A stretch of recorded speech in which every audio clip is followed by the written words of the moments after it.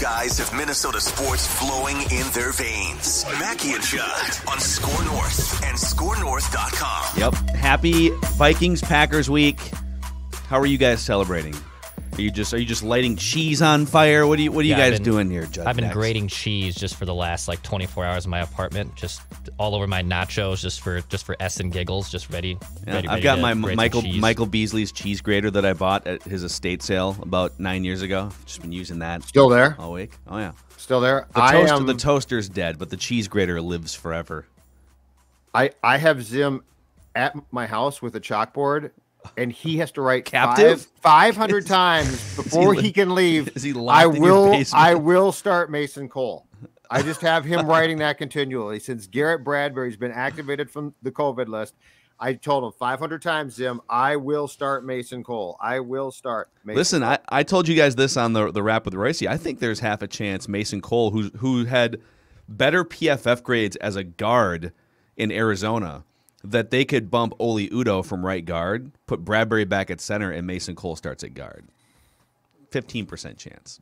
Just going to throw that. I want to brace you. I give that one a 5% chance. Okay, all right. But I actually want the center to be. I like this change because, as far as I could tell, Mason Cole not just being pushed backwards constantly. Like that. Let's not crown him. He's not Jeff Saturday in his prime or anything. Okay. Here's my point. I think he's fat enough to do this for now. Well, Bradbury's had at least a couple weeks to sit around and get fat, I guess. But this is Matt. Speaking of sitting around and getting fat, well, I won't speak for Judd because Livia has shaved 25 pounds off his frame. But this is Mackie and Judd, daily Minnesota sports, entertainment, loathing, therapy, whichever way you want to look at it. And Declan found a clip here. Let's play this here. It's a little longer, right? I don't know. You tell us, Declan. A minute? It's like 48 seconds, but it's Coward and Mark Sanchez going back and forth about the Vikings. All right. There's always a team in the league, second half of the year, they just pop and you're like, we should have seen it coming. This team's lost 6 close games. I like Minnesota. I mean, they're right in them. It was just a matter of time before one of these footballs bounced their way, right? And that's all you can ask for, is these guys to give yourself an opportunity. I thought Kirk Cousins, in the 2 games we had him against Seattle and then against the Chargers, he was lights out. I thought that interception, right? The game ended, 27-20. The interception before halftime. Yeah. Eric Kendricks diving makes this interception. I thought Herbert kind of locked onto that deep crossing route that he was trying to fit in. And I think it was to Keenan Allen. And Eric Kendricks, I mean, he's underrated. He may, as a linebacker in pass defense. Oh my gosh. Okay, so Mark Sanchez has done 2 games, and it's maybe the 2 best games that they've played this season, Seattle and the Chargers. But what are your thoughts on this idea that the Vikings are ready to pop and they're ready to go on a run here in the second half? This is the problem with the fact that the broadcasters change every single week and know almost nothing about the totality of the team that they are announcing unless it's a championship team. Mark Sanchez doesn't realize that the Vikings have been sabotaged not by their players but by coaching. And so what he saw, the Seahawks game, they looked really good. But what he saw on Sunday was a metamorphosis, a complete change in philosophy, a very important one. And so what he doesn't know is he just thinks, wow, they've gotten unlucky and they're underachieving a bit. And now it's changed. What he doesn't know is that basically the offensive philosophy on Sunday changed mightily. And if that continues, I give him a chance. But that's the problem. The problem with these national conversations about arbitrary teams is they don't know what the team has been doing. And the reality of the 2021 Vikings to date is this has been far more about coaching and philosophy than players. I'd be hard pressed to say the offense stinks because Kirk Cousins is not playing well. Well, that's not really true. He's played well. Now, he's had a game or 2 where it's not great, but he's also played pretty well. So, you give me a player who is sabotaged this year. I can't. But I can give you the place where the problem's been, and it's coaching. Mark Sanchez has no clue about that.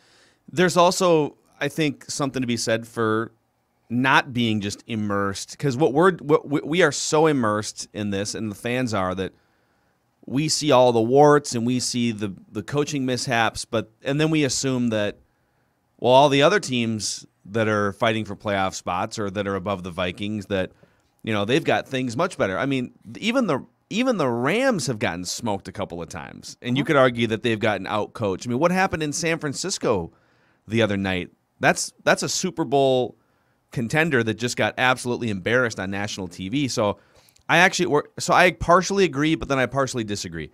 Where I do agree is that I don't think it's just bad luck. I think in the Mike Zimmer, Kirk Cousins era here, which is now almost 4 years old, two things ring almost 100% true.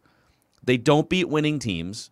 In fact, if you take some of the teams they've won and lost to this year and put them in bins, like if we think the Chargers are going to finish above 500 and the Cardinals, I'm gonna project four teams in this win-loss record. Mike Zimmer and Kirk Cousins are 6-23 together against teams that finish the season with a winning record. That's not bad luck. They also struggle to pull out games late. The Vikings, in the last 4 years, Kirk Cousins, Mike Zimmer, only have 4 fourth-quarter comeback wins. So when they trail in the fourth quarter, for whatever reason, whether it's a defensive meltdown or whether it's Kirk not getting the job done or the offensive line, they don't tend to come back in the fourth quarter. So where I agree with you is I don't think it's just, well, it's bad luck. Mark Sanchez says it's bad luck. It's not just bad luck. But where I will side with Mark Sanchez, can't believe I'm saying that, is the Vikings have played a brutal schedule so far. Like one of the toughest schedules in the NFL. Just like the only real gimme game was the Lions game, and granted they almost lost that game. But they've had gut-wrenching losses to playoff teams. They did have road wins against the Chargers, who I think are a playoff team, and the Panthers, who are in playoff position. Mike Zimmer has 6 wins over the Packers in his career, and they get the Packers at home. But he's not that good against LaFleur, right? Well, that's what, a 2-year sample size? 2 or 3 years. He has. I think he's 1-3 against LaFleur. Okay, but he's got 6 wins against the Packers and 5 against Aaron Rodgers in his career, and I think 3 of those are at home. And we've seen a willingness to adapt offensively here. Again, we're all in wait-and-see mode. All right, was it just sort of a one-game pop-up, and now you're going to go back to throwing tight-end screens for 3 hours? Right. But if they can get this Packers game, and you got 2 games against Chicago, you've got a game against the Lions still. I think the San Francisco game is gettable. I think the Steelers at home are gettable. There is a really good case to be made that they've played a brutal schedule. They've held their own for the most part. They've even notched out a couple of wins, and now the schedule lightens up for them, and so they should go on a run. So I think the problem that is not discussed enough about, especially this league in particular, because it's so up and down and crazy, and we never talk about this, is partially because the teams that we cover and follow always say, well, that team gets paid too. Like, you can't take Detroit for granted. They get paid too. Well, it's like, no, you really can. But what we don't discuss enough, and this is really the story through 9 games of probably the Vikings, of like the Chiefs. The Vikings' problems this year are not opponents to me. It's themselves. They literally have beaten themselves. Well, like, this is not about, to me, it's not about, well, they ran into all of these tough teams. And people will say, well, the Bengals game, they got screwed. Dalvin didn't fumble in OT. He got screwed. But the reality is the Vikings didn't show up for the entire first half. They beat themselves. Like, if you go through games, and on Sunday against the Chargers, they didn't. Like, they did the right thing. They're the kid who you said, if you go to school and learn, you're going to be successful. Oh, okay, I guess I'll do that. They did the right thing. And so we get brainwashed because the mantra of teams is, if we lost, it's a credit to that team. Like, they get paid. They do this. They do that. But if we cut away the BS and go to the reality of the conversation, if you really examine and do the proper self-scout of this Vikings team, it's really been about one team, the Vikings. And when they play smart, they get rewarded, which is why I really think that this season's about coaching, because I'm not really down on a ton of players. Like, I'm not sitting here being like, well, Cousins he hasn't done nearly, Cousins has had some really good games, right? Defensively, Mike gets stripped of some of his guys. I need my guys, right? Oh my God, he's got a game plan now. He's got to come up with different ideas. Guess what? The defense plays well. So that's why I think a guy like Sanchez doesn't really know what he's talking about here, because it's really simple to spitball and be like, well, and he's right in this context. If you occasionally cherry pick Vikings games, the players look good. Like you would think, oh yeah, that team's going to pop, but it's only going to. The way you framed it is interesting because this season is playing out pretty much like almost every other Mike Zimmer season, where the roster is pretty damn good. Quarterback the last few years has been like not Tom Brady, but fine. Certainly not a train wreck. And you beat the teams that you're supposed to beat for the most part, and then you come up short against the winning teams, and you can draw a line right across their schedule with a few exceptions of who they beat and who they don't. And it's sort of perplexing. Like, God, your team looks good enough on paper to win more of these games, but you don't. And here we sit. Like, and every single season you can go through, because what people will say this year is, well, what if Greg Joseph makes that kick against Arizona, and now you got that win on the road, and so you got 3 road wins against maybe playoff teams, and you're above 500 going into the Packers game. And my rebuttal to that would be, you could play that game pretty much every year of Mike Zimmer's career as head coach. Boy, what about that close game against a winning team? What if Alex Madison would have gained that yard against the Seahawks, right? And what if they don't march 97 yards back down the field the other way? It's like, well, but why do they? Because that's what happens to Mike Zimmer teams.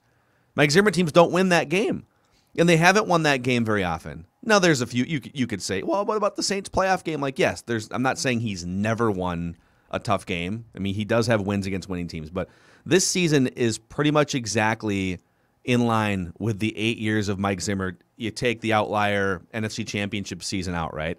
They're grinding to get to the playoffs. They have a pretty good roster. They're losing games that you're scratching your head wondering, God, how did you not win that game? And you still have a chance here to sort of turn it around. But I guess if they sneak into the playoffs at 9-8, and maybe they even win unexpectedly, they win a road playoff game or something, and they get to the second round. Yep. The organization has to figure out, what do you do with that? Do you just keep moving it forward? Okay, all right, I guess they crossed the low bar that we set of getting to 9 wins and getting to the playoffs. Like, I think my expectation for the second half of the season isn't just, well, let's see if you can eke your way to 8 or 9 wins and a 7 seed. No, beat the Packers, beat the Bears twice, beat the Lions, get to 10 or 11 wins.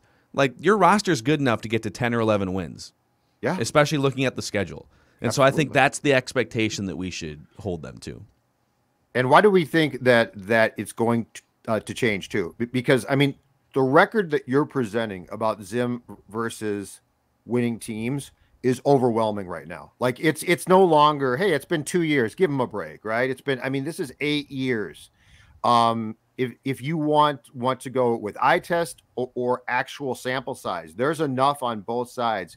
And so that's why I'm very much in prove it mode, but I'm also like in skeptical mode of, it's gotten to a point now, like, why should I believe it's going to change?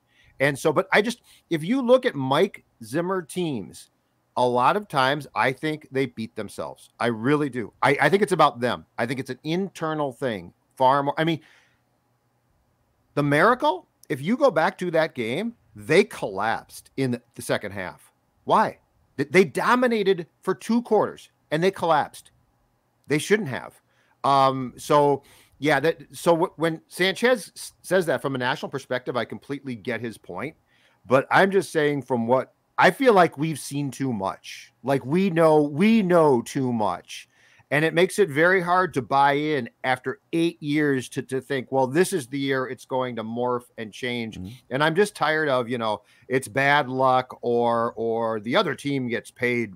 That drives me crazy, because it's like, no, it's really about you. Like, if you never examine yourselves, then we're never going to get to a point of even coming close to resolving this. Okay, so here's my next question for you guys. I'll start with Declan on this one. If they beat the Packers, how does your perception of this year's team change? I think if they beat the Packers, it's, to use a fun saying we love to say, it's go time. Like, I really think if they beat the Packers, it's going to set things up. Go time. Because the Niners, even though they win with Jimmy G, I think they're beatable. The Lions game should be a win. Short week against a Steelers team that also isn't great. Like, I really think, I don't know if you're going to run the table because, look, it's impossible to say a team in the NFL, especially in today's day and age, can just rattle. They beat the Packers and they use these philosophies that they used against the Chargers and are able to adopt them the rest of the way, that I'm all in. Like, I am back to being all in. The bigger question is, as you guys said in the macro, is if they win a playoff game, if they win a wild card game and they get to the divisional round, is that enough for the Wilfs to retain Mike Zimmer? And I probably think it is. I wouldn't do that, but I do think the Wilfs would give it another go. Judd, if they beat the Packers, how does your perception change? It doesn't change much. I've got to see more and more and more and more because the Vikings love to be let off the hook as far as expectations. Well, they're cooked now. Their playoff hopes are done. And they traditionally have like a 4-game run of, we'll show you now. Mm-hmm. We'll show you, because the pressure's gone. The pressure's off. Like that Chargers game, for all that we said, well, this is their last gasp, there was no pressure there because the expectation was they're dead. Mm-hmm. And this to me is a far better team, but this is the same philosophy as 1-5 last year. Green Bay, they're dead. It's over. Get your draft pick, go home, right? Oh no, we are going to raise up. I told you that the Baltimore game, we're going to raise up, and you don't understand. And then just when we get back in, just when we're like, you know what, let's go swimming again. Let's go in the deep end of this pool. This is going to be great. They gag. So I am not changing anything about the way I feel about this team until I see to Dex's point, they don't have to win out. That's a ton to ask. Mm-hmm. But they do have to go on a run that gets them securely into, and I'm thinking like 6th seed. Like the 7th seed does nothing for me. That's a bad team. Like I'm thinking at least a top 6 seed and then have a playoff run. Because until then, I don't think, in my opinion, anything changes with Mike. It's always about, well, people don't. Mike loves this. People don't believe. There's no pressure now. And everyone's like, yeah, you're right. Yeah. And then the pressure comes back and they're like, oh my God, the pressure's back. What should we do? Let's lose. What I have zero interest in is talking about the bar for which Mike Zimmer needs to clear to keep his job. Yep. Do you think about the top organizations in the NFL, the ones that are just perennially contending, even when they're sort of down, like they're still the Patriots, the Steelers. I don't know. I'm trying to think of other teams that currently fall in that mix. But like there's probably 5 or 6 teams right now. Think about who they are at the top of their game. The Rams, like those cities and fan bases and talking heads and beat writers, they're not regularly talking about, okay, what's the lowest bar that Mike Tomlin needs to clear to keep his job for one more year? Like, what even is that? It's such a weird thing. Like, it's just but it almost feels like that's what ownership and the fan base and media clings to, which is, boy, we better not set expectations too high because only one team wins a Super Bowl every year. So let's talk about the lowest end of expectations that needs to be achieved so that we can run it back the next year. Yes. And I don't know. I'm not in the room when the Wilfs obviously talk about this stuff, but to me it's very obvious. They've been here for 15 or 16 years, and they've only set minimal expectations. Right. They've only set make the playoffs. They aren't sitting here demanding excellence and demanding a Super Bowl like other franchises seem to do. That's my take on it. And that's exactly right. Stella agrees, by the way. Stella's mad. She's mad about the Vikings. Quit gambling. I told you that. She's on FanDuel again. It's like lacrosse now and daytime sports. It's just out of control. And put the Surly down. That's mine. So yeah, Phil. And the thing that frustrates me so much about this, and to me, it's a hot button topic, is we are in our business partially to blame. Like the teams in this town and the media set this bar for fans, which is good enough. It's good enough. Like it's good enough. Just accept it. And we do it to the point of, I don't know how, but we somehow think it's being a good fan. Like you should be a good fan. You should accept this bar. The bar is let's keep Mike. Cause you know what? We hate to fire people. What are we talking about here? Like, this is where we never get even close to a championship mentality. You can't win a championship until your mentality shifts. Like, you should feel guilty that you're not when you start the season 1-5, and then you make your big comeback to get it back to 6-6, and then you collapse in December last year. Yes, it shouldn't be looked at as, wow, look at the fight they showed in the second half. It should be looked at as, wow, you started 1-5 and got beat by the Falcons and gave up 40 points at home. Well, like, and then you should be ashamed of yourself in year 7. You know? And the fan base gets the last gasp, right? Okay, we're back now. It's like, no, you're not. And so it just, Stella, be quiet. That's awesome. She's upset about Dude, she is not happy about the way the practice is going. She's well, you know what she saw? She just read it. Garrett Bradbury's back. She's very upset about that. She's telling you. But yeah, it's right. It drives me crazy that we have this acceptance of this, and it drives her nuts too.